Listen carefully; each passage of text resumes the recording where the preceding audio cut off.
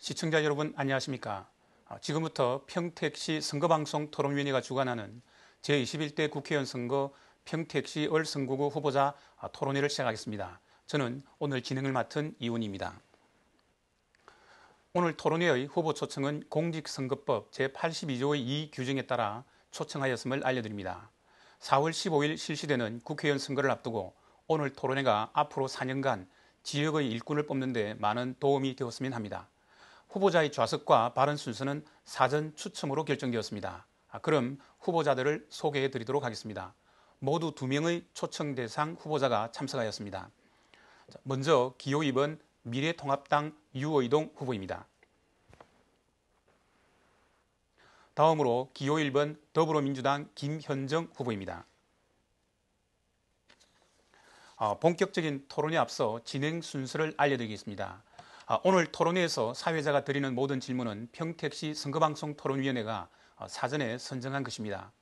먼저 각 후보의 시작 발언으로 시작합니다. 이어서 평택시 선거방송 토론위원회가 준비한 공통질문을 사회자가 질의하고 각 후보자가 답변하는 방식으로 진행됩니다. 이어서 사회자가 후보자들에게 개별 질문 후 후보자의 답변을 들어보는 시간을 갖겠습니다. 그리고 후보자가 2분 동안 공약 발표 후 상대 후보자의 개별 질문과 보충 질문에 답변하는 시간을 갖겠습니다. 계속해서 공약 전반에 대해서 5분 동안 후보자 주도권의 토론이 진행됩니다. 그리고 사회자 공통질문에 후보자 답변을 들어보는 시간을 다시 갖겠습니다. 이어서 5분 동안 자유주제에 대한 후보자 주도권 토론이 한 번 더 진행되겠습니다. 마지막으로 각 후보자의 마무리 발언을 듣는 순서로 진행하겠습니다. 특히 토론회에 앞서 각 후보자들께서는 앞에 있는 타이머를 보시고 답변 시간을 정확히 지켜주시기 바랍니다. 정해진 시간 10초 전에 초록불이 들어오고 답변 시간이 다 되면 빨간불과 함께 마이크가 자동으로 꺼집니다. 이때 화면은 사회자로 넘어가게 됩니다. 이 점 유의해서 토론에 임해 주시기 바랍니다. 후보자 여러분께서는 원활한 토론을 위해서 정해진 규칙과 발언 시간을 지켜주시기 바랍니다. 아울러 이번 토론회는 후보자들의 정책 공약과 비전을 듣기 위한 자리입니다. 각 후보께서는 상대 후보에 대한 인신공격이나 비방, 허위 발언은 삼가해 주시기를 다시 당부드립니다. 자, 그럼 본격적으로 21대 국회의원 선거 평택시 을선거구 후보자 토론회를 시작하겠습니다. 자, 첫 순서로 후보자들의 시작 발언을 듣는 시간부터 갖도록 하겠습니다. 발언 시간은 각 후보자에게 2분씩 드리겠습니다. 먼저 미래통합당 유의동 후보자 시작 발언해 주십시오. 존경하는 평택 시민 여러분, 안녕하십니까? 평택시을 국회의원 후보 미래통합당 소속 유의동입니다. 나라가 어렵습니다. 서민 경제가 매우 어렵습니다. 문재인표 경제 실정과 코로나의 직격탄으로 IMF 때보다 훨씬 더 어렵다는 탄성이 이곳저곳에서 나오고 있음에도 불구하고 정부는 아무런 대책 없이 자화자찬뿐입니다. 대통령과 정부 여당이 더욱 정신을 차릴 수 있도록 바른 방향으로 국정 운영을 확실하게 할 수 있도록, 그래서 더 이상 국민을 어려움으로 내몰지 않도록 야당 후보인 저 유의동을 선택해 주십시오. 존경하는 평택 시민 여러분, 빠르게 성장하는 우리 평택은 질적 성장은 물론 양적 성장이 필요한 때입니다. 차가운 도시에 온기를 불어넣고 그 철학을 담을 수 있는 노하우가 필요한 때입니다. 이런 일을 여당 의원이라고 해서 할 수 있는 것은 아닙니다. 평택을 잘 알고 풍부한 경험과 강한 추진력을 가지고 이번에 당선이 되면 3선이 되는 제가 더 잘할 수 있는 일입니다. 존경하는 평택 시민 여러분, 답은 명확합니다. 문재인 정부에게 올바른 국정 운영을 촉구하고 지역 발전을 확실하게 보증하는 일, 그것은 바로 기호 2번 유의동을 선택하는 일입니다. 남에게 듣고 책으로만 보고 배운 평택 이야기가 아니라 삶에서 체득된 그런 평택 이야기를 우리 시민들과 함께 지속해서 이루어 나가고자 합니다. 감사합니다. 네, 자, 다음으로 더불어민주당 김현정 후보자 시작 발언해 주십시오. 존경하는 평택 시민 여러분, 그리고 시청자 여러분, 안녕하십니까. 더불어민주당 국회의원 후보 평택 발전을 위한 민주당의 승부수 김현정입니다. 먼저 코로나19로 어려움을 겪고 계신 평택 시민들께 위로의 말씀을 드립니다. 아울러 고통은 크지만 모두가 힘을 모으면 극복할 수 있다는 응원의 말씀도 함께 전합니다. 존경하는 평택 시민 여러분, 저는 지난 6년간 답보 상태에 있는 평택 발전을 위해 더불어민주당의 부름을 받고 이 자리에 섰습니다. 평택 발전을 위해서는 해결해야 할 지역 현안이 많습니다. 지역 차원의 대책만으로는 안 됩니다. 국가 예산을 최대한 확보해야 합니다. 정부와 수권정당의 전폭적인 지원을 이끌어낼 국회의원이 필요합니다. 고덕 신도시, 브레인시티, 삼성전자 등 2004년 노무현 정부의 평택지원특별법 제정으로 어렵게 피어낸 평택 발전의 불씨가 꺼져가고 있습니다. 이명박 박근혜 정부 9년간 평택의 성장 엔진은 멈춰버렸습니다. 이대로 내버려 두시겠습니까? 이제는 바꿔야 합니다. 말뿐인 노력과 지역 주의에 또다시 넘어가선 안 됩니다. 평택 출신이라는 이유 단 하나로 평택 전문가를 자처하는 기만행위에 속아서는 결코 안 됩니다. 평택 시민 여러분, 저는 20년간 사회운동을 통해 불평등과 양극화 해소에 앞장서 왔습니다. 화합으로 모두의 이익을 이끌어낼 수 있음을 성과로 증명해 보였습니다. 역동적으로 성장하는 평택을 시민 여러분과 함께 만들어 나가겠습니다. 평택 발전을 위한 민주당의 승부수 민생대변인 김현정을 믿어주십시오. 네, 자, 수고했습니다. 두 분의 시작 발언 잘 들었습니다. 자, 이제 본격적인 토론으로 들어가겠습니다. 첫 번째 시간은 공통 질문에 대한 답변을 두 후보자로부터 듣는 시간을 갖겠습니다. 공통 질문의 첫 번째 주제는 주한 미군 기지 이전에 따른 평택시 등의 지원에 관한 특별법 종료 이후 대안에 관한 내용입니다. 한시법인 주한 미군 기지 이전에 따른 평택시 등의 지원에 관한 특별법은 현재 2022년까지 유효합니다. 한시법 종료 이후에 특별법을 대체할 대안이 무엇인지 답변해 주시기 바랍니다. 자, 먼저 김현정 후보자 답변해 주십시오. 예, 주한미군기지 이전에 따른 평택시 지원특별법은 2004년 노무현 정부 때 제정된 법으로 두 차례 연장되어 오는 2022년까지 그 효력이 있습니다. 1조 8천억의 재정 지원과 신도시 건설, 그리고 대기업 유치, 교통 인프라 구축 등 많은 혜택이 주어졌습니다. 그러나 그 혜택을 제대로 발전시키지 못하고 있는 실정입니다. 미군 기지 주변에 거주하시는 시민들은 소음과 진동, 오폐수 방출로 인한 수질과 토양 오염, 미군 범죄 발생 등으로 인해 여전히 피해를 받고 있는 상황입니다. 현재 평택 시민들은 한시적 특별법인 평택시 지원특별법을 주한미군기지가 존속하는 한 항구적인 일반법으로 바꿔달라 요구하시고 있고, 그게 여의치 않으면 기한이라도 더 연장해달라 하십니다. 국방부 등 주요 부처와 적극 협의하겠습니다. 또한 제가 국회의원이 된다면 의정부, 동두천 등 미군 기지가 있는 곳을 지역구로 하는 의원들과 함께 주한미군 공여구역 상생협력 포럼을 구성해서 평택 시민들의 요구를 반영한 제도 개선을 추진하겠습니다. 아울러 평택시 지원특별법과 별개로 존재하는 주한미군 공여구역 지원특별법을 주한미군 기지의 약 70%가 집중되어 있는 우리 평택시의 상황을 고려하여 평택시의 발전과 평택 시민에 도움이 되는 방향으로 개정하겠습니다.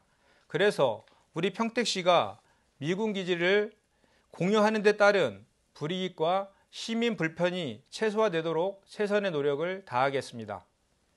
네, 자, 유희동 후보자 답변해 주십시오.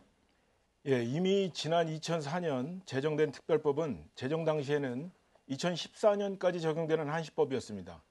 그 기간 내에 이 법안에 담겨져 있는 모든 사업들을 추진할 수 없었기에 현재 두 차례 걸쳐서 연장이 되었습니다. 첫 번째는 원유철 의원이 했고요.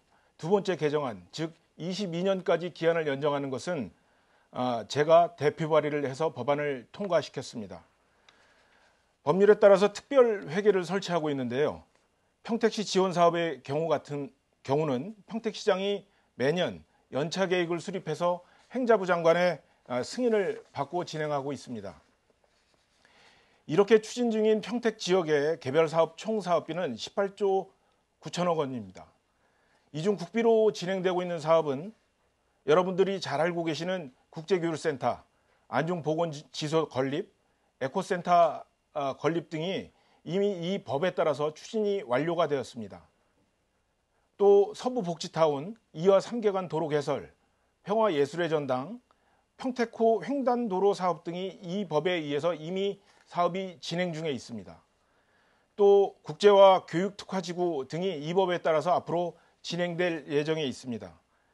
저는 평택의 현직 국회의원으로서 특별법에 대한 국회 법제실과의 토론회 또 법 개정 등을 통해 누구보다도 많은 고민과 연구를 해왔습니다. 미군 기지 이전과 관련해서는 지속적인 정부 지원은 반드시 필요합니다. 그래서 결론적으로 말씀을 드리면 단기적으로는 기한 연장을 포함해 입법적 미비사항을 보완하도록 하겠습니다. 장기적으로는 일반 법제화를 시도하겠습니다. 일반적인 미군 주둔기지에 적용되는 공여구역지원법을 포함한 모든 방안을 검토해 보겠습니다. 네, 자 계속해서 두 번째 공통 질문의 시간을 갖도록 하겠습니다. 이번 주제는 후보자가 생각하는 국회의원의 역할에 관한 내용입니다. 국회를 바라보는 국민의 시선은 좋지 않습니다. 민의를 제대로 대변하지 못하고 정쟁만 한다는 비판에 정치 불신까지 높아지고 있습니다. 후보자께서는 왜 국회의원이 되고자 하는지, 그리고 국회의원이 되면 꼭 하고 싶은 일은 무엇인지 말씀해 주시기 바랍니다. 자, 먼저 유이동 후보자부터 답변하시겠습니다. 저는 국회의원이라는 직 이전에 사실 정치인이라는 생각을 갖고 있습니다. 정치를 하는 데 있어서 보다 효율적인 방법이 국회의원으로서 활동하는 것이기 때문에 출마를 하고 국회의원으로서의 직분을 다하고 있습니다. 따라서 국회의원이라는 것은 어떤 직업적인 목표가 아니라 좋은 정치를 구현하는 효율적 수단이라는 점을 말씀드리고 싶습니다. 그래서 정치를 하는 목적, 나라와 국민에 대한 인식, 민주주의에 대한 깊은 이해 등이 꼭 필요한 이유입니다. 이런 국회의원들이 늘어나야만 정치권의 수준과 문화가 올라가고 국민의 요구 수준에 부합할 수 있다는 생각을 갖고 있습니다. 국회의원은 입법기관이자 삼권 분립 정신에 근거한 정부를 견제하는 기관이기에 청와대와 정부 이 두 기관과 건전한 긴장관계를 유지해야 합니다. 청와대가 명령을 내리면 옳고 그름을 따지지도 못하고 모두 거수기가 되어버리는 지금의 현실, 합리적인 비판을 해도 왕따가 되고 마는 지금 집권 여당의 후진적인 문화, 여당이면 뭐든 다 할 수 있다고 선전을 하는 것, 이런 것들은 하나같이 국회 본연의 기능과 역할에 대한 몰이해입니다. 아니면 자기의 정치적 목적을 위해 모르는 척하는 그런 사례들일 것입니다. 국회의원은 국가의 이익과 평택, 지역의 이익을 조화롭게 조정하는 역할도 해야 합니다. 때로는 평택의 필요를, 평택의 요구를 정부 관계자들에게 이해시키는 역할을 해야 합니다. 여기에는 평택에 대한 이해를 바탕으로 그간의 경험과 협상력, 정부 관계자들의 소통 능력이 요구되는 것입니다. 네, 자 다음으로 김현정 후보자 답변해 주십시오. 예, 국회의원은 법을 만들고 민의를 대변하는 사람입니다. 20대 국회 법안 처리 비율은 고작 32%입니다. 19대 42%, 18대 44%, 20대가 가장 낮습니다. 우리 유이동 후보님 의정 보고서를 보면 30건 이상을 대표 발의하셨다고 했습니다. 20대 국회의원 평균 대표 발의 건수는 60건 이상입니다. 30건이면 평균의 반밖에 안 되는 수치입니다. 가장 일을 안 한 20대 동물국회에서도 법안 발의 건수가 가장 낮은 국회의원입니다. 국민이 원하는 국회는 일하는 국회, 소통하는 국회입니다. 지난 2월 20일 한국행정연구원에 의하면 국민들에게 가장 신뢰받지 못하는 공공기관은 국회라는 발표가 있었습니다. 이 사진처럼 사상꺾건 발목 잡기로 일관하고 국회 안에서 드러눕고 거리로 나가서 반대만을 외치고 싸움만 하는 국회의원을 국민들은 좋아하시지 않습니다. 국민이 원하는 법을 만들기 위해서 국회의원이 일을 하고 지역의 요구를 해결하기 위해서 뛰어다녀야 합니다. 저는 일하는 국회를 만들겠습니다. 일하지 않는 국회의원 퇴출을 위한 국민 소환제, 국민들의 입법이 참여하는 국민입법 발의제 반드시 필요합니다. 주민과의 소통을 위한 주민 참여 국회의원 소통 창구도 반드시 필요합니다. 그것이 국회의원이 해야 하는 일이며 소통입니다. 소신과 신의를 지키며 민의를 대변하는 일하는 국회의 완성이야말로 국회의 승기능과 국회의원의 역할이라고 정의할 수 있을 것입니다. 이상입니다. 네. 지금까지 공통 질문에 대한 답변을 듣는 시간이었습니다. 이제 사회자가 각 후보자에게 개별 질문을 하고 2분 동안 답변을 들어보는 시간을 갖겠습니다. 먼저 김현정 후보자에게 질문을 드리겠습니다. 주제는 보육 환경 개선을 위한 정책에 관한 질문입니다. 2019년 우리나라의 합계 출산율은 0.92명으로 역대 최저이자 OECD 국가 중에서 최하위 수준입니다. 출산율은 국가의 미래를 결정하는 중대한 문제이지만 한편으로 보육에 대한 부담이 크기 때문에 현재 상황에서는 쉽게 개선되기 어려워 보입니다. 일과 가정을 온전히 병행할 수 있는 보육 환경 개선을 위하여 어떤 정책을 구상하고 있는지 말씀해 주시기 바랍니다. 자, 답변 시간은 2분입니다. 문재인 정부는 국정과제로 2022년까지 공공보육 이용률 40% 달성을 목표하고 있습니다. 저도 적극 찬성합니다. 현재 평택시 어린이집 현황은 422개소입니다. 이 중 국공립 어린이집은 30개소가 있습니다. 평택시도 국공립 어린이집 이용률을 2019년 11.4%에서 2020년에는 15% 목표로 계속 늘려나가는 추세입니다. 저는 국공립 어린이집을 대폭 확대하겠습니다. 500세대 이상 아파트 건설 시 단지 내 어린이집은 공공 어린이집으로 하고 지역별로도 국공립 어린이집을 확충하여 공공보육 인프라를 튼튼하게 조성해 나가겠습니다. 공공보육 체계를 늘리겠습니다. 평택맘 센터를 건립하여 어머니의 문화복지 및 일자리 지원은 물론 초등 방과 후 돌봄이 이루어지도록 공공보육 공간을 조성하겠습니다. 학교 안 돌봄과 학교 밖 돌봄이 원활히 이루어지도록 지역사회 돌봄협의체의 활성화를 지원하겠습니다.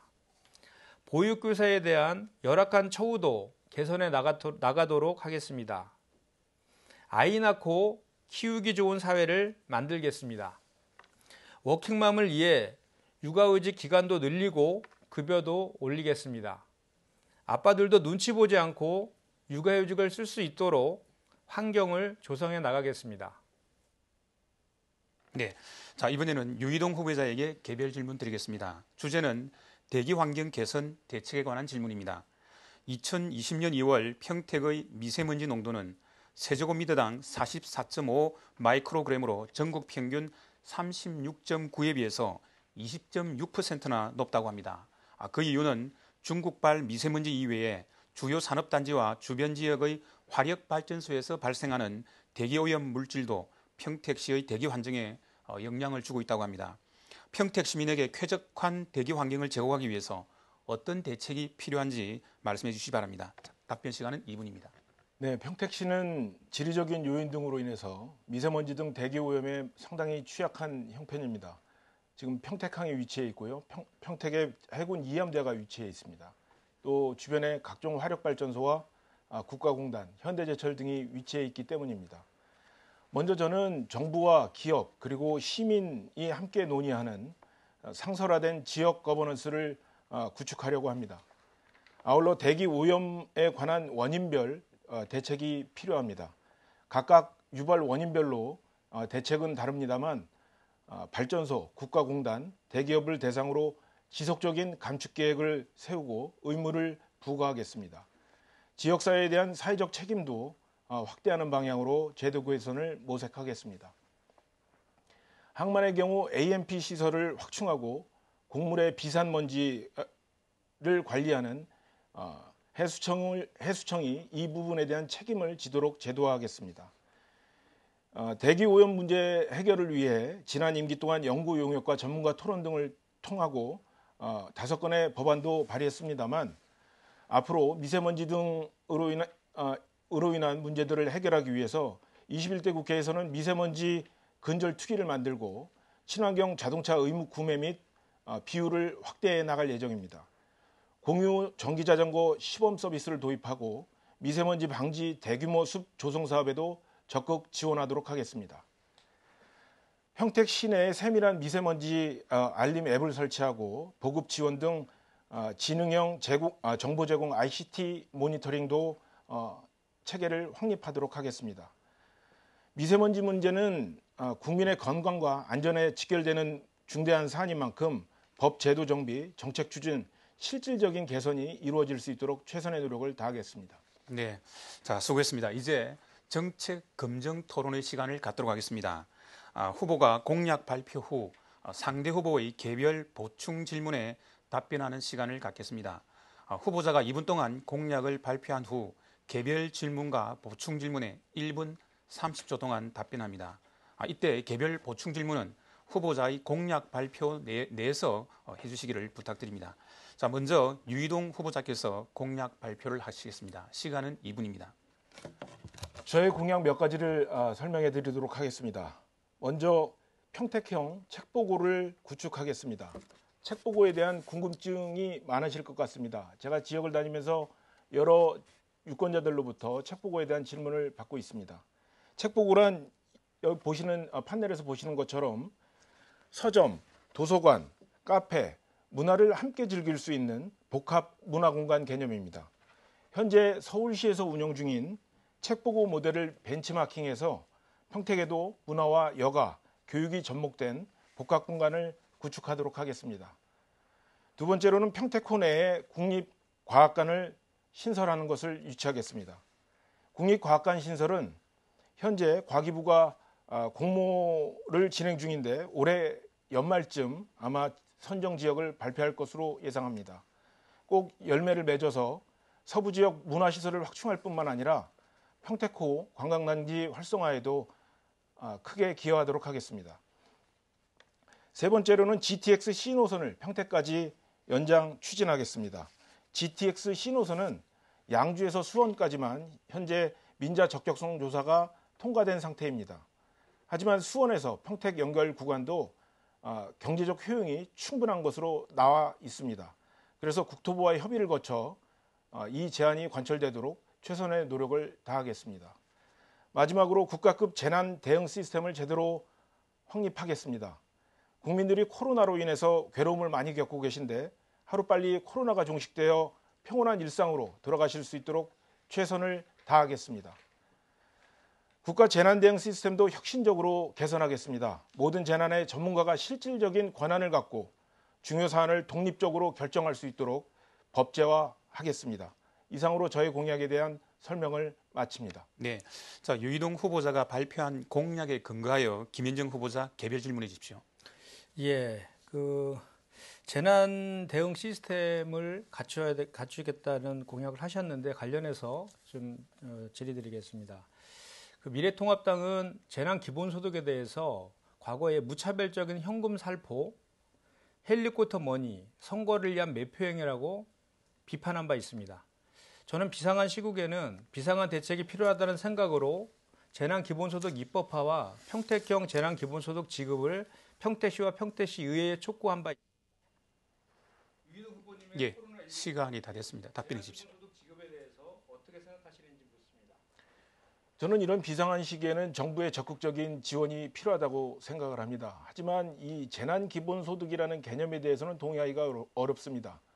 기본소득이라는 것은 모든 국민을 대상으로 기본적인 소득을 보장해 주는 제도인데 지금 이 재난과 관련한 기본 재난소득을 준다는 것이 지속 가능한 일인지 저는 묻지 않을 수 없습니다. 기본소득이라는 개념은 앞으로 우리가 4차 산업이 발전을 하면서 대규모 실업이나 그 노동력이 줄어드는 부분에 대한 사회적인 안정성을 보장하기 위한 방안으로 고안된 것인데, 이것을 재난이 발생할 때마다 기본소득이라는 이름으로 이 기금을 사용하게 된다면 사실 실질적으로 국가 재정적으로는 이 비용을 다 충당하기는 어려울 것 같습니다. 물론 국가가 적극적으로 나서야 된다는 부분에 대해서는 지금 이 사태로 인한 경제 상황이 어렵고 특히 저소득 취약계층에 대한 도움이 절실히 필요한 만큼 그 분들에 대한 적극적인 정부 지원은 필요하다는 생각입니다. 이상입니다. 네, 김민중 의원 보충 질문하시죠. 예, 그렇다면 현재 지금 그 평택시에서 실시하고 있는 그 보편적인 지원, 전체 그 평택 시민들에게 1인당 10만 원씩 지급하는 그 보편적인 지급과 그 매출 20% 감소된 소상공인에 대한 지원을 하고 있는 평택시의 그 정책에 대해서 반대한다는 의견이신지 말씀해 주십시오. 저는 기본적으로 평택시가 추진하고 있는 정책 방향, 취지에 대해서는 동의를 합니다. 하지만 그것이 대상을 어떻게 선정하는 것인지, 자영업자들에 대한 그 선정 기준이 기존의 방식대로 너무 틀에 박힌, 그러니까 지금 한계 상황이나 그 회색지대에 있는 그분들에 대한 배려 없이 아주 경직된 기준의 신용정보 등급이나 이런 것으로 그분들을 지원한다고 하면 실질적으로 그 혜택을 받을 수 있는 평택의 중소자영업자들은 많지 않을 것이라는 생각을 합니다. 해서 이 부분에 대해서는 평택시가 조금 더 적극적이고 유연한 방식으로 접근을 했으면 좋겠고, 지금 이게 지역경제 활성화 차원에서 추진되고 있는 만큼 저는 현실적으로 현금을 지급하는 것보다는 애시당초 논의가 됐었던 방식인 평택 지역 사랑 상품권으로 지급되는 것이 어떤가 하는 생각을 갖고 있습니다. 네, 수고했습니다.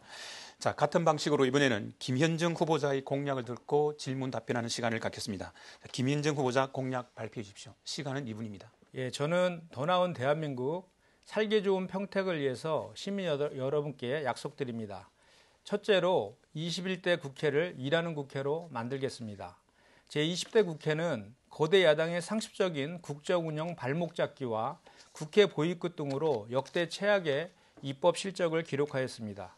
오죽했으면 국민들로부터 동물국회, 식물국회라는 소리를 들었겠습니까? 제도 개선을 통해서 21대 국회는 밥값 제대로 하는 국회로 만들겠습니다.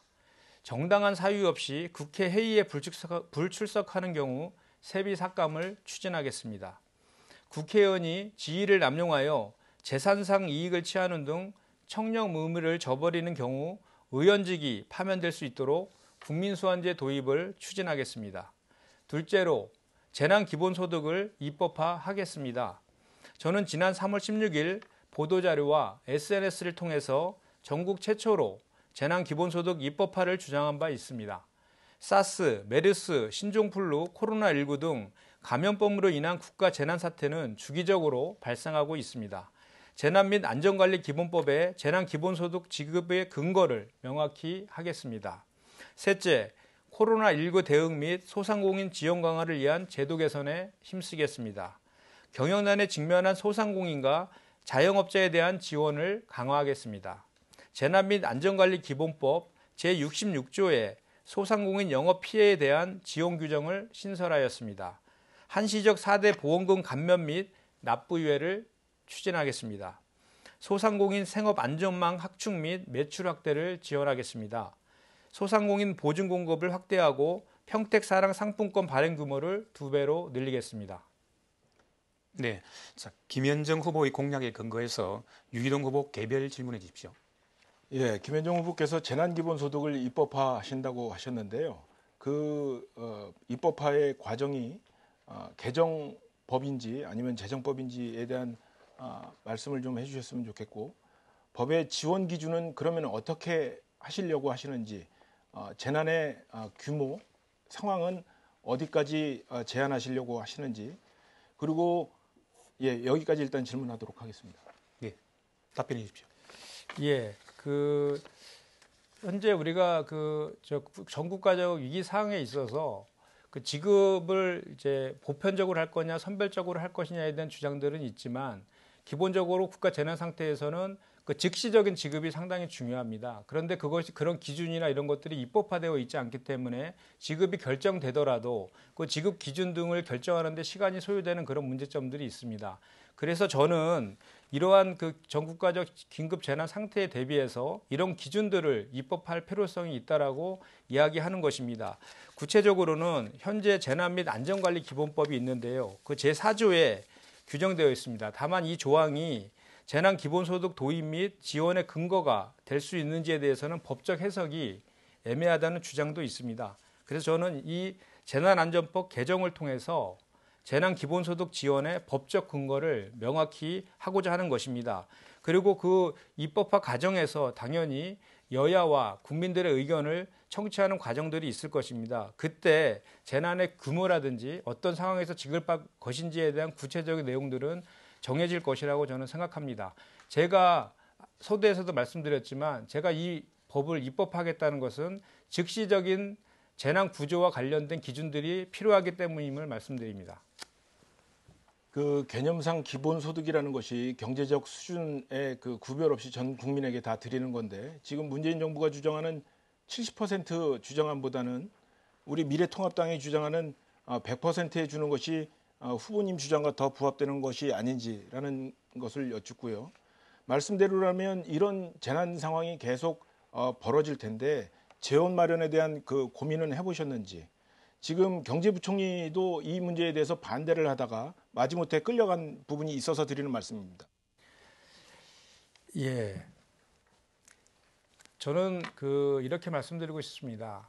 전 국가적 재난 상황이 발생했을 때 어떤 것을 최우선적으로 고려하느냐에 대한 문제라고 생각합니다. 우리 2014년도에 그 세월호 사태를 기억하실 것입니다. 그때 그 300여 명에 달하는 아주 우리 어린 학생들이 그 차가운 바다에 수장되었을 때 그 당시에 박근혜 정권은 어떤 기준을 내세웠습니까? 저는 그러한 그 상황에서는 첫 번째 순서로 국민의 생명과 안전을 우선하는 그런 국가가 되어야 된다고 저는 감히 확신합니다. 그런 차원에서 이런 전국가적 재난 상황이 발생했을 때에는 다른 예산보다도 추경을 통해서 그 재난 상황을 극복할 수 있는 그런 위기 대처에 방점을 찍어야 되는 정부가 되어야 된다고 하는 것이고 지금 문재인 정부가 그렇게 하고 있다고 저는 생각합니다. 그리고 예산과 관련된 것은 얼마든지 국회에서 여야가 합의로 가장 필요한 우선순위에 따라서 합의가 될 것이고 국민들도 그거에 대해서는 충분히 공감해 주실 거라고 생각합니다. 그것이 바로 우리 대한민국이 가지고 있는 국민들의 저력이고 그렇다고 저는 생각합니다. 네, 수고했습니다. 자, 이제 이어서 후보자 주도권 토론의 시간을 갖도록 하겠습니다. 주도권 토론은 주도권 토론자가 5분 동안 공약 전반에 대해서 진행하게 됩니다. 이때 한 후보당 질문과 답변은 가급적 1분 이내로 하여 주시기 바랍니다. 자, 먼저 김현정 후보자께서 주도권 토론을 시작하겠습니다. 시간은 5분입니다. 예, 코로나19 확산으로 많은 국민들이 어려움을 겪고 있습니다. 코로나19 확산 방지를 위해서 함께 힘을 모아도 부족한 상황에서 비판을 위한 비판, 발목 잡기로 일관하고 있는 미래통합당의 모습이 정말 안타깝습니다. 예비 공보물을 보니까 우리 유 후보님도 감염 주도 방역으로 국민 생존마저 위협하고 있다라는 비판을 하셨습니다. 듣도 보도 못한 감염 주도 방역이라는 단어를 쓰셨는데 제가 인터넷에서 찾아보니까 바이러스를 창궐시켜서 중국인들이 알아서 떠나게 한다. 뭐 이런 내용이라고 돼 있더라고요. 정부가 방역은 안 하고 감염을 확산시켰다는 얘기인지 문재인 정부의 코로나19 대응은 전 세계적인 모범 사례로 평가되고 있습니다. 그리고 국민의 64%가 문재인 정부의 코로나19 대응을 잘하고 있다 평가한다고 평가하는 여론조사도 있습니다. 유이동 후보가 주장하는 감염주도 방역이라는 게 도대체 무엇인지 말씀해 주십시오. 지금 좀 김현정 후보님께서 말씀하신 부분에 대한 좀 바로잡아야 될 부분이 있는데요. 제가 이야기했던 그 내용이 중국인들과 관련된 이야기라고 하셨습니까? 인터넷 찾아보니까 네, 그 인터넷에 용어가 제가 그 글을 남겼나요? 감염주도 방역이라는 표현을 하셨습니다. 예비 그러니까 제가 그 주도 방역을 하겠다고 이야기를 했는데 그것이 중국인과 관련된 이야기라고 제가 인터넷에 아니 제가 그래서 적었나요? 지금 그 인터넷 찾아보니까 그렇게 되어 있는데 유 후보님이 주장하는 그 감염주도 방역이 어떤 의미인지를 제가 여쭙는 겁니다.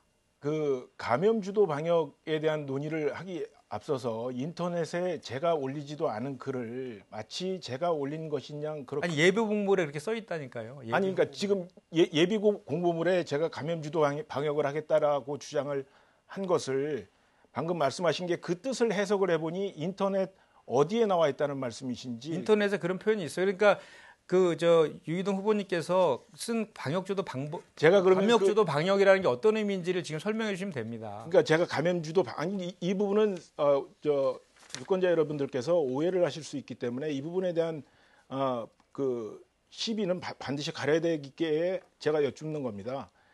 감염주도 방역이라는 이야기를 제가 예비 공보물에 썼다고 해서 그것이 방금 말씀하셨던 중국인과 관련된 내용이 인터넷상에서 떠돈다고 하는 것은 제가 인터넷에 올린 게 아니지 않습니까? 그리고 예, 그 감염주도 방역이라는 뜻을 인터넷에 있는 불특정 다수들이 어떻게 해석을 하고 어떤 글을 올렸는지까지 제가 그 대답을 해야 하는 것인가요? 자, 알겠습니다. 그러면은 시간 관계상 다른 질문을 또 하겠습니다. 우리 유이동 후보님께서는 그 2014년에 교육 국제화 특구 공약 그리고 2016년 1순위 공약인 평택강 발전 완성 공약 둘 다 전혀 안 지켜졌습니다. 그리고 유 후보님의 의정활동 보고서를 보니까 대표 발의를 30건 이상을 했다고 아주 자랑스럽게 써놓으셨습니다. 그런데 20대 국회 의원 평균 대표 발의 건수가 60건인 것은 아까 제가 말씀드린 바 있습니다. 저는 옛날에 자료를 제가 갖고 왔는데요. 지난 2017년에도 그 공약을 못 지키면 1년치 세비를 반납하겠다 하시면서 5대 과제를 내놓으셨다 결국 못 지키고 나중에 공식 사과까지 하신 적이 있습니다. 이걸 종합해 보면 직접 말씀하셨던 공약도 안 지키고 최악의 국회라고 평가받는 20대 국회에서도 가장 일을 안 했다는 것 아닙니까? 이에 대해서 어떻게 생각하시는지 그리고 2017년처럼 사과할 생각을 없는지 묻고 싶습니다. 2017년 그 과정은 5건의 법안에 대해서 많은 논란이 있습니다. 이것이 우리가 공약을 지킨 것이냐 지키지 않은 것이냐에 대한 논란이 있지만 저는 그 부분에 대해서는 분명히 사과를 했고 1년치 세비를 반납하겠다는 약속을 지금 지키고 있는 과정입니다. 그 부분에 대해서는 오해가 없으셨으면 좋겠고요. 그 사실관계를 분명히 이해를 하셨으면 좋겠습니다. 그리고 지금 후보님의 국회의 기능에 대한 몰이에서 지금 그런 질문을 하시는데 법안은 양이 아니라 질입니다. 우리 삶에 필요 없는 법을 무한정 생산한다고 해서 그 법이 과연 국민의 이익에 도움이 되는지를 생각해 봐야 할 것이고요. 또 한 가지는 국회는 법을 찍어내는 공장이 아닙니다. 일부 의원들이 한자어로 되어 있는 것을 한글로 바꾸는 것을 개정을 했다고 그것을 법안 실적으로 국민들께 자랑을 하고 있는 실적입니다. 그것이 옳은 방법이라고 제가 생각하시는 지금 겁니까? 지적하고 있는 것은 그 평균 건수가 60건이 넘는데 30건도 안 되는 것은 문제가 있다라는 취지의 그러니까 제가 말씀드리는 게 그 것입니다. 평균 왜 법을 개량화해서 판단을 하시는지 그 이유를 모르겠습니다. 네, 자 시간이 다 됐습니다. 자 이번에는 유이동 후보자에 의한 주도권 토론의 시간을 갖겠습니다. 자, 시작해 주십시오. 후보님, 평택항 국제여객부두 사업이 과거 8년간 논란 속에서 진척이 어려웠었던 적이 있었습니다. 그 논란이 어떻게 매듭지어졌는지 혹시 알고 계십니까? 평택강 국제여객부두 말씀하시는 겁니까? 네. 지금 평택강 국제여객부두 건설이 2018년 4월부터 2022년 12월까지 지금 건설되는 그런 기간으로 이렇게 좀 되어 있는데요. 즉 전혀 100% 국비로 해서 1,751억 원이 지금 사업비로 소요되고 있는 그런 상황입니다. 근데 지금 질문이 지금 이 신국제여객부두 건설이 2018년도에 계획됐는데 왜 예정대로 시행되지 않고 있느냐에 대해서 질문하고 있는 것인가요? 제가 2015년도에 제가 국회의원이 되고 국회 예산심의 과정에서 설계비 20억 원이 확보가 되면서 민자 사업이냐 재정 사업이냐 그 이전에 국회의원들이 논란을 하면서 이 평택항 발전을 지지부진했던 것을 제가 시작했다는 것을 말씀을 드리는 거고요. 또 국제 여객부두의 위치를 두고 이견이 있었습니다. 방금 말씀하셨던 것처럼 최근 몇 년간 이 여객부두의 사업이 그 김현정 후보님의 주장처럼 지지부진하게 느끼셨다면 제가 이 질문을 안 드릴 수가 없습니다. 국제 여객부두의 위치를 어디에 두느냐 하고 가를 두고 이견이 많았었습니다. 후보님 생각은 어떤 안이 더 옳았다고 생각을 하십니까? 제가 지금 그 2015년도 그 상황에 대해서 제가 정확히 그런 어떤 이견들이 있었고 어떤 상황들이 논의되어 있는지에 대해서는 지금 이 논란이 되고 있는 제가 것은 알고 있지 않기 최근 때문에. 현재 상황입니다. 지금 후보님께서 저에게 평택항 개발이 지지부진하고 늦춰지고 있고 국회의원으로서 책임을 다 하지 않는다라는 취지로 말씀을 하시기에 제가 여쭙는 겁니다. 제가 지금 왜 그것이 지연되고 있는지를 혹시나 아시나요?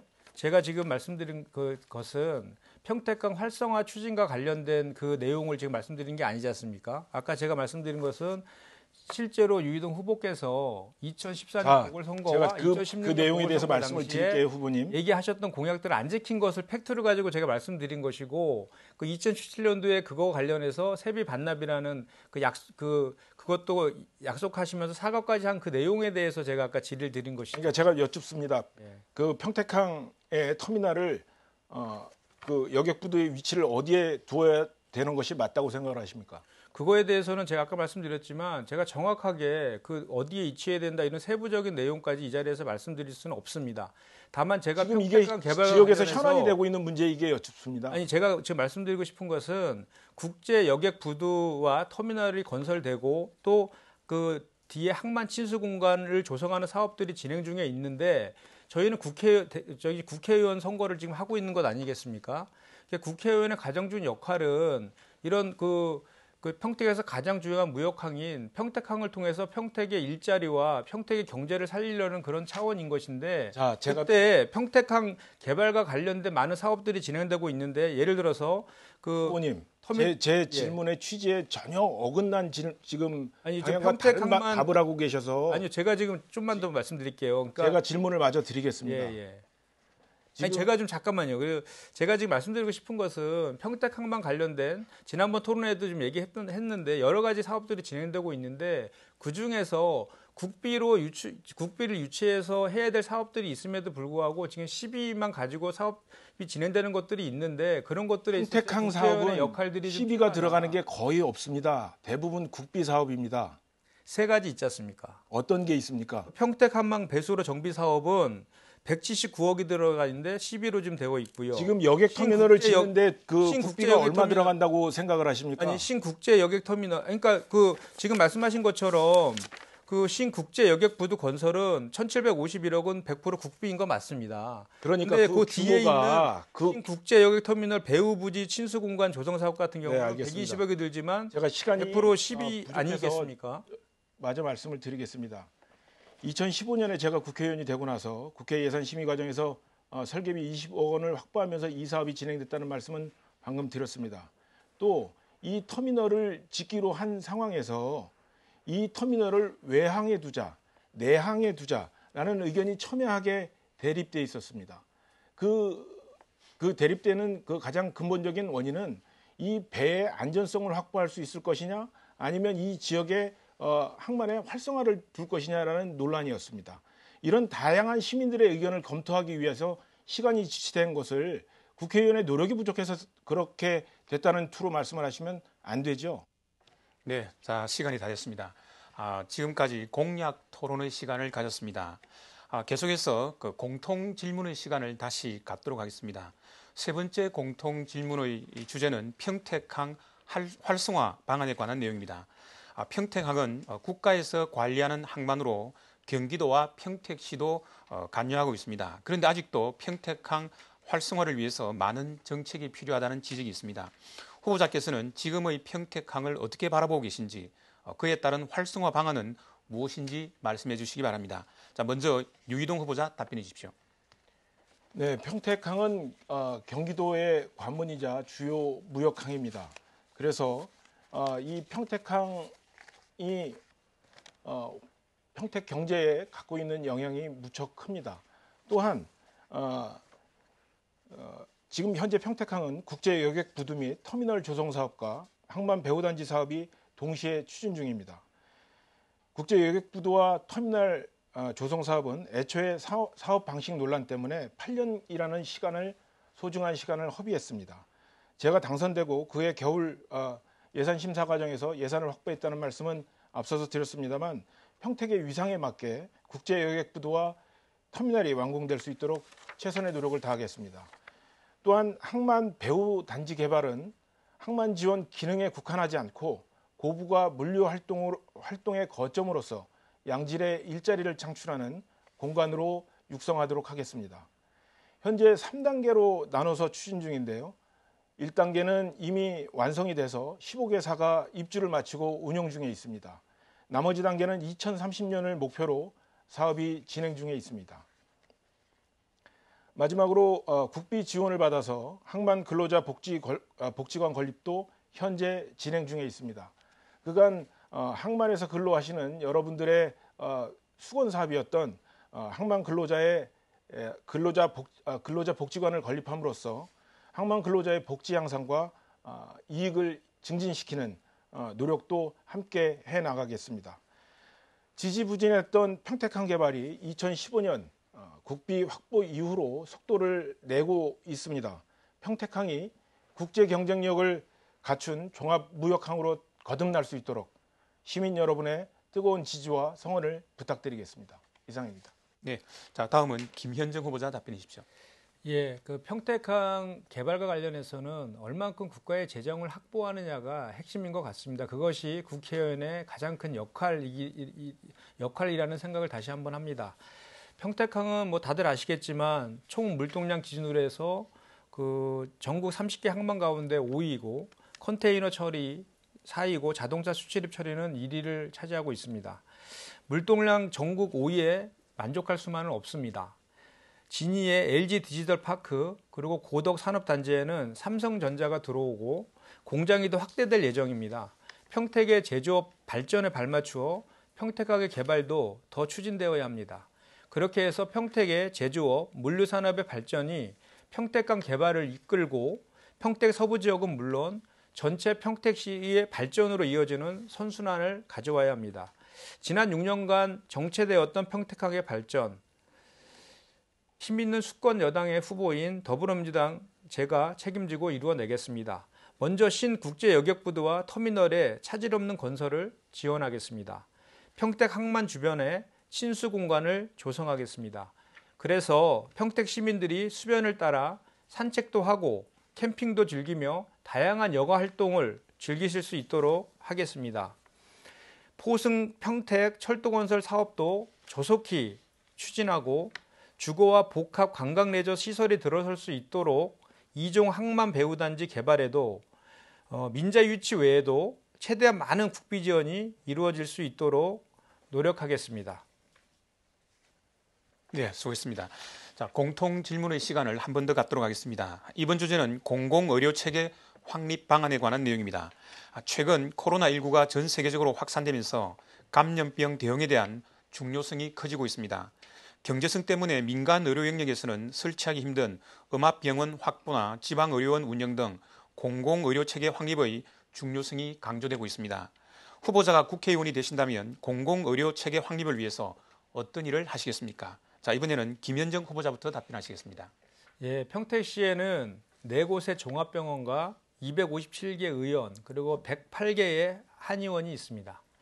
하지만 공공의료기관은 평택보건소와 송탄보건소 그리고 안중보건지소 등 3곳이 전부입니다. 평택은 2015년 메르스 사태 그리고 올해 2019 사태 등 주기적인 감염병 확산으로 인한 피해를 크게 겪고 있습니다. 그 평택항과 주한 미군기지가 있어 외국인의 왕래가 빈번합니다. 또한 해군 2함대 사령부, LNG 비축기지 등이 있어 재난과 안전사고에 철저한 대비가 필요합니다. 따라서 평택시의 보건의료 체계가 대폭 확충되어야 합니다. 이러한 역할을 담당할 주체로는 민간 의료기관보다는 아무래도 공공의료기관이 더 적합할 것입니다. 저는 평택에 음압치료병실을 갖춘 공공의료기관이 설립될 수 있도록 최선을 다하겠습니다. 아주 2019년 MOU가 체결된 아주대 병원이 적기에 유치되도록 지원하겠습니다. 문재인 정부는 치매 국가 책임제를 주어 정책으로 제시한 바 있습니다. 지금 송탄에 치매 안심센터가 운영 중인데 평택에도 치매 안심센터를 더 확충해서 치매 환자는 물론 가족들의 부담과 걱정을 덜어드리겠습니다. 지속적으로 건강보험의 평균 보장률을 확대하여 가계의 의료비 부담과 민간 의료보험 지출 부담을 덜어드릴 수 있도록 노력하겠습니다. 네, 자 다음은 유희동 후보자 답변해 주십시오. 네, 흔히 공공의료라고 하면 광역단체에서 운영하는 그런 의료원을 짓는 것으로 이해를 하십니다. 하지만 이는 과거 병원이 부족했을 당시의 접근 방식입니다. 이 때문에 보건의료의 주무부처인 보건복지부 역시 기존 의료기관을 통해 필수 의료 분야를 강화하는 쪽으로 공공의료 체계를 개선해 나가고 있습니다. 즉 지금은 모든 진료 과목이 있는 값싼 병원을 짓는 것이 아니라 국민 생활과 직결이 됨에도 불구하고 병원들이 수익성이 낮다는 이유로 회피하는 그런 필수 의료 분야에 대한 공공성 강화가 필요한 때입니다. 국가재정을 기존의 의료시설들에 투입해서 부족한 의료 인프라를 갖춘다면 공공성은 자연스럽게 확보가 될 것입니다. 구체적으로 말씀을 드리면 의료수가 인상이나 의료인 인건비 지원 등을 통해서 병원들이 중증 응급 의료 참여를 이끌어내야 합니다. 이렇게 되면 중증 환자들의 의료 접근성이 높아지고 골든타임을 충분히 확보할 수 있을 것입니다. 평택의 경우에는 최고 중증 응급 진료기관인 아주대병원이 1000병상 규모의 제2병원을 건립하고자 노력 중에 있습니다.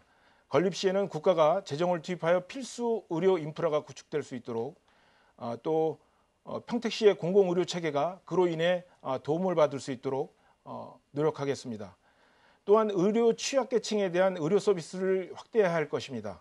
고위험 산모는 모자 의료센터를 확대해서 24시간 응급관리가 가능하게 지원해야 하고 작년부터 시범사업 중인 재택의료 시범사업을 확대 지원할 예정입니다. 이상입니다. 네, 수고했습니다. 자, 이제 그 후보자 주도권 토론의 시간을 한 번 더 갖도록 하겠습니다. 주도권 토론은 앞서 했던 거와 마찬가지로 후보자가 5분 동안 자유주저로 진행하시면 됩니다. 이때 질문과 답변 시간은 가급적 1분 이내로 해주시기 바랍니다. 먼저 유희동 후보자의 주도권 토론을 시작하겠습니다. 토론 시간은 5분입니다. 그 후보님께서 평택항에 대한 공부도 많이 하셨고 평택항이 중요한 사실이라는 것을 잘 알고 있기에 또 평택항 활성화를 강조하시고 활성화 추진을 약속하셨기 때문에 드립니다. 평택항 운영과 관리를 하는 기관은 어디입니까? 평택항 경기 평택 항만공사와 지방항만청으로 알고 있습니다. 평택항을 운영하고 관리하는 기관은 평택지방해양수산청입니다. 예. 이 관리 주체에 대한 이해가 없이 어떻게 활성화를 추진해 가겠다는 건지. 아니, 항만해운청이 맞고요. 그다음에 경기 평택 항만공사가 배우단지와 관련된 것들을 같이 하고 있으니까 제가 이렇게 답변 드린 겁니다. 후보님과 수차례 토론을 하면서 후보님의 평택에 대한 인식이 날로 깊어지고 있는 것 같습니다. 처음에 저와 토론을 할 때 고교 평준화에 대한 강력한 의지를 피력하시다가 그다음 토론회에서는 현실적인 장애를 인정하셨고 개선과 함께 추진할 필요가 있다라는 다소 누그러진 입장도 밝히셨고요. 평택항에 대한 관심을 많이 갖고 계셔서 항을 관리하는 항만공사 즉 PA 설립에 대해서도 모른다는 답을 하셨지만 이제는 그에 대한 이해도 깊어지셨을 것이라고 생각을 합니다. 질의를 드리겠습니다. 도로 공약 중에 나와 있는 내용인데요. 합정 미양간 4차로 신설 공약을 하셨습니다. 기억하시죠? 다시 한번 말씀해 주시죠. 합정 미양간 4차로 신설 공약을 하셨습니다. 기억하십니까? 이 도로가 왜 필요한 겁니까? 그 배경에 대해서 좀 설명을 해 주시죠. 저는 기본적으로 평택이 급속도로 팽창하는 그런 과정 속에서 팽창하는 도시에 걸맞는 그 교통 체계가 제대로 그 따라가지 못하고 있다라는 생각들을 혹시 미양이 어딘지 라고 아십니까? 알고 있습니다. 그래서 제가 기본적으로 아니 후보님 혹시 교통과 미양이 관련된 어딘지 아세요? 공약을 한 것은 그런 기본적인 교통 인프라에 대해서 38 국도라든지 45번 국도라든지 이런 것들에 후보님 대한 죄송한데요. 예. 제가 여쭙는 건 합정 미양 간 4차로 개설에 대한 것을 여쭙고요. 이 도로가 필요한 이유는 용의동 길 건너편에 있는 곳에 지금 스타필드라는 그 대형 쇼핑몰이 들어섭니다. 예. 이 대형 쇼핑몰이 들어서는데 이 도로의 정체를 해소하기 위해서 그 합정동서부터 안성 미양까지 연결하는 도로입니다. 이 도로가 왜 필요한지 어떤 목적인지에 대한 이유도 없이 그냥 이 공약을 내셨다는 거에 대한 문제를 좀 지적을 하는 거고요. 그러면 혹시 이 계획이 어디까지 와 있는지 아십니까? 저는 지금 질문하는 토론에 질문하는 것이 좀 너무 좀 협소하고 지역적으로 한다는 그런 생각을 지울 수가 없습니다. 왜냐하면 저희는 지금 평택을 전반적으로 어떻게 발전시킬 것이며 평택 시민의 삶의 질을 어떻게 올릴 것인가에 대해서 저희가 국회의원이 누가 된다라고 하면 어떤 비전을 후보님, 가지고 있을 것인가를 지금 얘기하고 있는 것이지 지금 이게 세부적인 국도고요. 예를 들어서 제가 평택에 온 지 한 달밖에 안 되기 때문에 이런 내용들은 모를 것이다라고 해서 아주 디테일한 걸 가지고 이렇게 수치로 이렇게 얘기하는 것은 후보님. 본질적인 그런 내용과는 좀 떨어져 있다고 생각합니다. 죄송합니다. 제가 지금 아까도 말씀드렸지만 그 교통과 관련된 공약은 후보님 죄송한데 제 시간이 가고 있거든요. 예. 제가 말씀을 드릴게요. 이것을 협소하다고 표현을 하셨는데요. 지금 안성 지역에 스타필드라는 대형 쇼핑몰이 들어섬으로 인해서 용의동과 비전동에 계시는 분들이 교통체증에 시달릴 문제입니다. 그래서 이것을 어떻게 해결해야 될 것이냐에 대한 방안을 연구 중에 합정 미양 간 도로를 개설하는 것을 추진하고 있는 겁니다. 그런데 그것에 대한 내용을 여쭙는데 이것이 평택 시민의 삶과 직결이 되는 국도와 관련된 부분인데 이것을 무슨 후보님을 곤란하게 하기 위한 질문이라고 말씀을 하시면 오늘 이 토론에는 무슨 의미가 있는 것입니까? 아니 제가 그러면 하나만 더 여쭙겠습니다. 잠깐 제가 좀 거기서 말씀드릴게요. 그러니까 제가 지금 아까도 말씀드렸지만 지금은 국회의원을 누굴 뽑을 것인가에 대한 선거이고 토론을 하는 거 아니겠습니까? 그러니까 저는 지금 고덕 국제 신도시라든지 평택항이라든지 이런 쪽의 개발과 관련해서 그거를 뒷받침할 수 있는 교통 체계들 이거 스타필드도 마찬가지죠. 그런 게 들어오면서 시내 교통 체계들이 마비될 수 있는 그런 문제들을 해결하기 위한 그런 내용들의 공약들을 여러 가지를 내고 있는 것이라는 것을 제가 다시 한번 말씀드립니다. 네, 시간이 다 됐습니다. 자, 이번에는 김현정 후보자에 의한 주도권 토론의 시간을 갖겠습니다. 역시 토론 시간은 5분입니다. 예. 이 질문을 또 안 드릴 수가 없습니다. 왜냐하면 그 사람이 걸어온 길을 보면 그 사람을 알 수 있다는 말이 있습니다.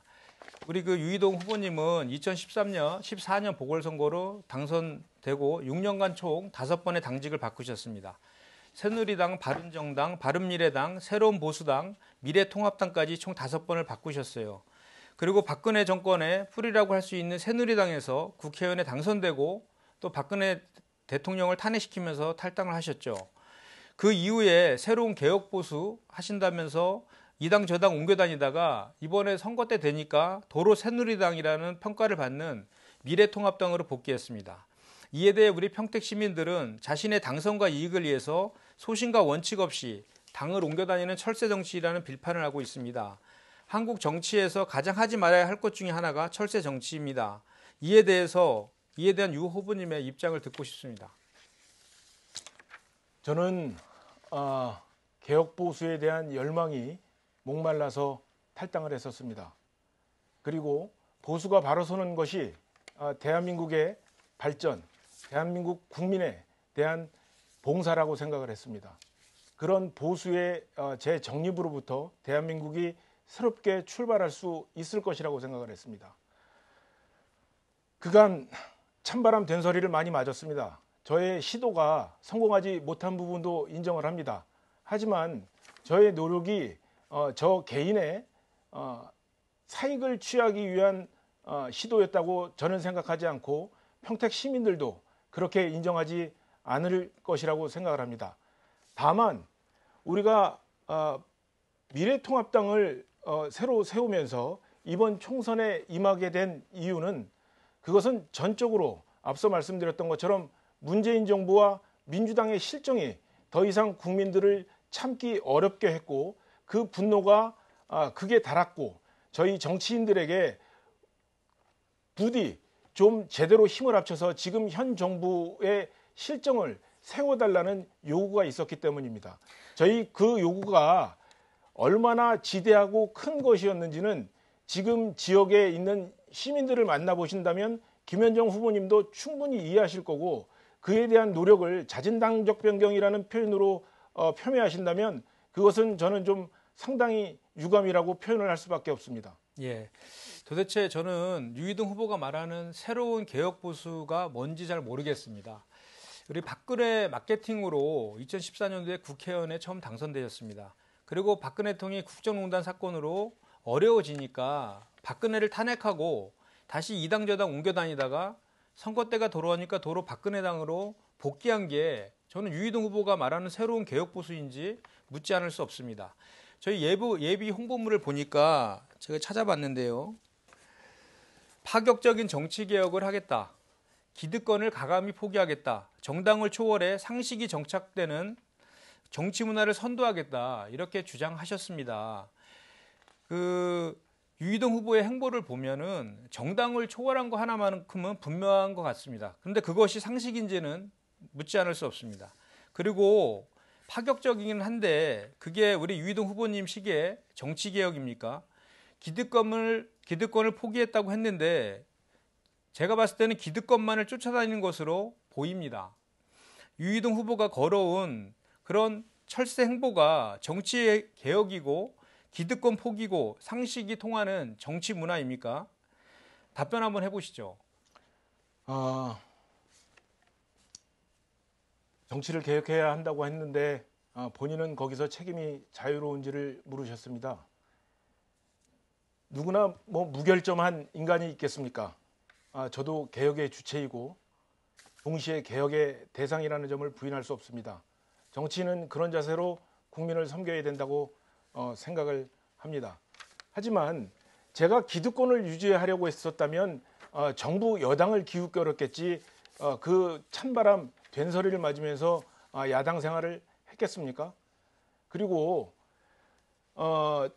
후보님께서 그런 도전자의 입장에서 이런 말씀을 하시는 그 취지는 충분히 이해합니다. 그런데 그러한 노력들이 결국에는 국민들을 정치로부터 혐오감을 느끼게 하고 더 정치를 멀리하게 하는 부분이라는 것을 제가 한 가지만 더 여쭙겠습니다. 좋겠습니다. 홍보물에 보면 그 국정교과서 도입을 찬성하는 것처럼 정치 네, 시간이 다 됐습니다. 자, 이것으로 오늘 준비한 토론을 모두 마치겠습니다. 마지막으로 각 후보자께 앞선 토론에서 미진했던 부분이나 보충 발언을 할 수 있는 기회를 후보자당 2분씩 드리겠습니다. 김현정, 유이동 후보자 순으로 하도록 하겠습니다. 자, 먼저 김현정 후보자부터 시작하시겠습니다. 예, 그 정리 발언을 말씀하시는 건가요? 예, 마무리 발언입니다. 예. 존경하는 평택 시민 여러분, 그리고 시청자 여러분, 오늘날의 평택은 더 이상 예전의 평택이 아닙니다. 51만 명을 넘는 인구를 보유한 전국 규모의 지자체입니다. 달라진 평택의 이상에 걸맞게 평택 발전을 책임질 국회의원도 바뀌어야 합니다.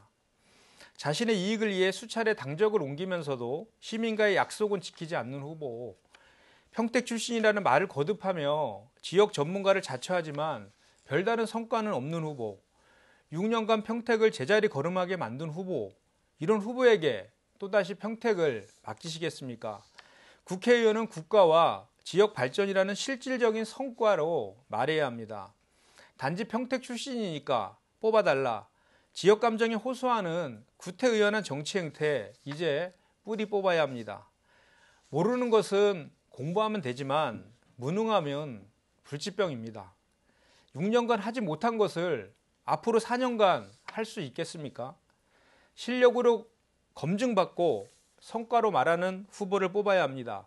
존경하는 평택 시민 여러분, 저 김현정은 지난 20년간 우직하게 불평등 양극화 해소에 앞장서 왔습니다. 복잡한 갈등을 연대와 화합으로 잘 풀어냈습니다. 민주당은 제가 살아온 일관성과 진정성, 실력을 인정하고 평택을 지역 국회의원 후보로 영입했습니다. 중앙당의 공천은 그만큼 평택을 국가 발전의 전략적 요충지로 본다는 증거이자 전폭적인 지원을 전제하는 것입니다. 수권 정당과 함께 제 모든 경험과 전문성을 오로지 평택 발전에 쏟아붓겠습니다.